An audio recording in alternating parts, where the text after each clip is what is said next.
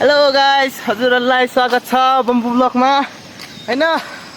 आज भोलि चाहिँ के म यहाँ के भन्न आएको भनेको चाहिँ बे जल्दी बोल कल आजभोलि एसीको रिजल्ट आयो भन्छ हैन। सबैले आफ्नो एसीको रिजल्ट त हेरिसक्यो होला, तर मैले पनि हेरेँ। मेरो चाहिँ कति आएछ भने 4 GB आएछ, 4 GB आएछ।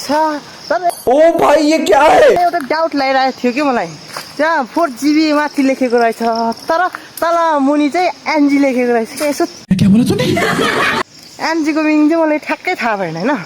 अनि मैले यसो साथीहरूलाई सोधपुछ गरेर भन्दाखेरि चाहिँ सोधेको त एनजी भनेको नाइस ग्रेड हो भनिरहेको थियो। बड़ा हरामी हो बेटा। ल अब म त एकदम खुसी भएँ होइन। नाइस एनजी भनेको नाइस ग्रेड रे। आफू नाइस ग्रेड आएछ, ग्रेड आएछ।